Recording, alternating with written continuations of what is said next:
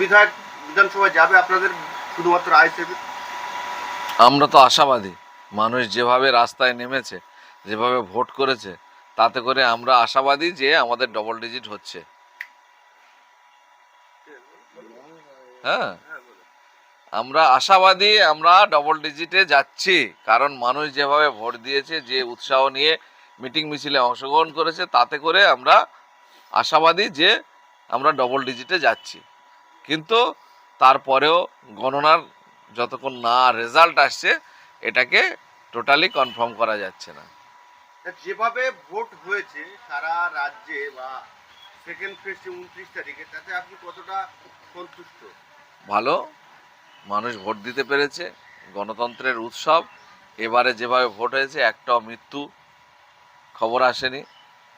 Booth jam, rigging, ছাপ্পা এই জাতীয় খবর সেরকম নেই। খুব বিক্ষিপ্ত অল্প আধা হয়তো কিছু ডিস্টার্ব হয়েছে, ওগুলো খুব বেশি হিসাবের মধ্যে আসে না। কিন্তু অল ওভার আমি বলবো একটা শান্তিপূর্ণ ভাবে ভোট একটা এবারে মানুষ দেখলো। দক্ষিণ 24 পরগনা জেলার আপনি আইএসএফ এর সভাপতি, আপনি নিজে প্রতিদ্বন্দ্বিতা করেছেন কুলপি বিধানসভা থেকে, সেই জায়গায় আপনি ভোটের সময় ছিলেন, প্রচারও করেছেন, আপনার জেতার সম্ভাবনা কতটা দেখছেন? এখন পর্যন্ত সাধারণ মানুষের যা পালস, যেভাবে রিপারকেশন আমি পাচ্ছি, তাতে করে আমার জেতার সম্ভাবনা প্রবল আছে। সেই জায়গাতে ত্রিমুখী লড়াই হয়েছে, আইএসএফ এবং বিজেপি তৃণমূল তৃণমূল। ত্রিমুখী লড়াই। তো এখানে আমার যা মনে হচ্ছে, সাধারণ মানুষের যা কথাবার্তা, তাতে করে আইএসএফ এর জেতার সম্ভাবনা প্রবল আছে। এতে করে দেখা যাচ্ছে যে ত্রিমুখীর যে লড়াই হয়েছে, সেই লড়াইয়ে আপনার নিকটতম প্রতিদ্বন্দ্বী কাকে ভাবছেন, তৃণমূল না বিজেপি? দুজনাই।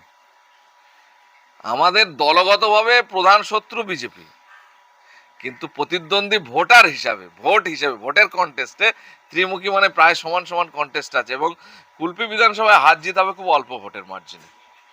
আপনাদের জোট সঙ্গী বামফ্রন্ট, আমি গিয়েছিলাম আপনাদের রিপোর্টিং করতে, দেখলাম যে তারাও যথেষ্ট উদ্যোগ নিয়েছে, আপনার পাশে দাঁড়িয়েছেন। কি বলবেন তাদের উদ্দেশ্যে, তারা কতটা সাহায্য করেছে? ধন্যবাদ জানাই।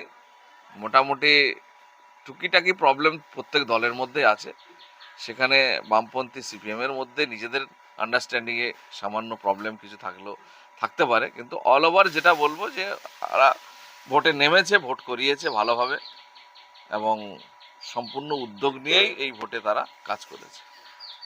দক্ষিণ 24 পরগনার মধ্যে কটা সিটে আপনারা জিততে পারেন? আইএসএফ কটা সিট জিততে পারে? আইএসএফ এর আমি তো 7টা আমাদের, তার মধ্যে আমি এর আগের বারেও বলেছি 4টে। আমরা ভাঙড়, পূর্ব ক্যানিং 2টো, কুলপি 1টা, 4টে। এরপরে হচ্ছে বাসন্তী সিটটা আমাদের কাছে একটা পজিটিভ সিট। ক্যানিং পূর্বে যেভাবে, ক্যানিং পশ্চিমও আছে, কিন্তু পশ্চিমটা থেকে বাসন্তীটা বেশি পজিটিভ। এই 4টে জায়গায়, 5টার মধ্যে 5টা প্রচণ্ড কম্পিটিশনের জায়গায় আছে।